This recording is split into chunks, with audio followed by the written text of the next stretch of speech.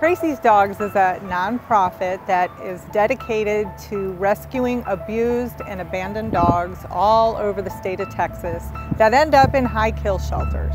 But then we also bring them out to our facility where we rehabilitate them, socialize them, get them fixed, spay and neuter surgery, vaccinated, get them really healthy. And then we have an army of about 50 plus volunteers across the country who help us get them into the right homes.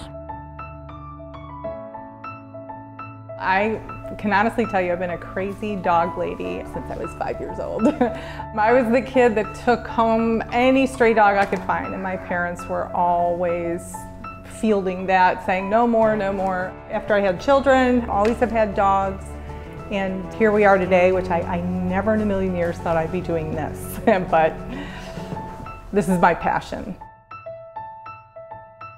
What got me thinking about where I'm at today, it was very much by surprise. So I'm working. I was a single mom at the time with 3 children, and I was laid off. And I was so devastated that I had to do something that made me feel good. So I took my little phone, I went down to the city shelter, and I began to videotape dogs that were on the euthanasia list. And then I put them on YouTube, and I decided to send them to groups all over the country. And before you know it, the dogs that I was videotaping were getting adopted out. It was like, this is pretty cool, they're not getting put down, and I love doing it. So I just continued it. So even after my company hired me back, I kept going down to the shelter and videotaping.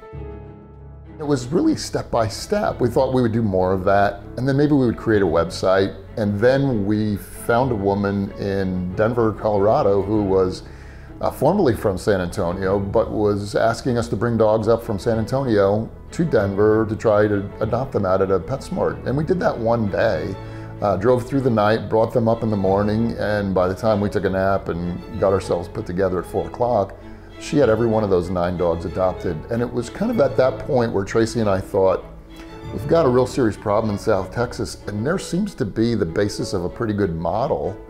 Maybe we could put something together that would help more dogs down in San Antonio.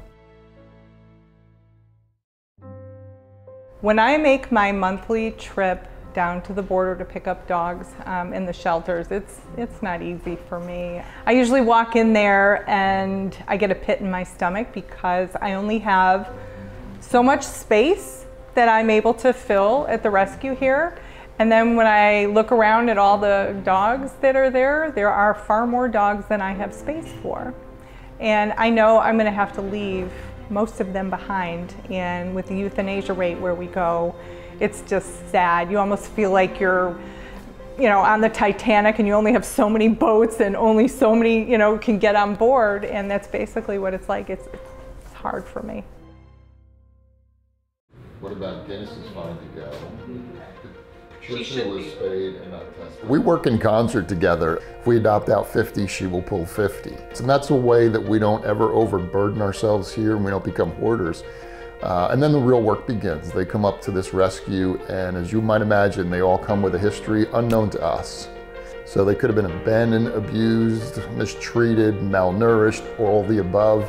So we get a collection of characters. Many of the dogs have been exposed to illnesses because they're going into these shelters usually without any vaccine history. And many of them, once they arrive here, start showing signs of illness. So we are always doing our best to make sure that everybody stays healthy, remove the ones from the general population that are showing signs of illness. And my role is to keep them healthy and everybody happy and get them ready for that adoption process. Once they get settled in, we have to get everybody spayed and neutered, microchipped, vaccinated, and then we also have to get pictures and videos of everybody to promote them. We've got a very large, extensive volunteer network across the country, all former adopters, but they handle our adoptions from start to finish. When we hand these dogs over to people, that's really what this is all about. And hopefully I'm not going to cry when I'm telling you this, because it's really emotional for me, because when they're here, a lot of them are sick, and we take care of them like they're our babies. So We know that nobody wanted them here in the state of Texas. This has not been a very friendly place for them. So when we get to hand them over to families that have been waiting and have blankets and toys picked out for them, and we know that they're going to be going to good homes where they're never going to end up in a shelter like I got them from, it is the most overwhelming feeling. It's hard to put into words, but it's exactly what, why we do this work and what we live for. The mission of Tracy's Dogs has always been the same since the day we started, and that was to find dogs that were at most risk. With pending euthanasia dates in South Texas, bring them to our rescue, rehabilitate them, socialize them, and rehome them in homes all over the country, wherever people demonstrated that they would provide a loving, caring, and nurturing environment. In my lifetime, I hope that I'm able to see every single dog have a good home. There are so many unwanted animals in this state, and unfortunately, there's not enough homes here to go around. So my mission is to save as many as I can.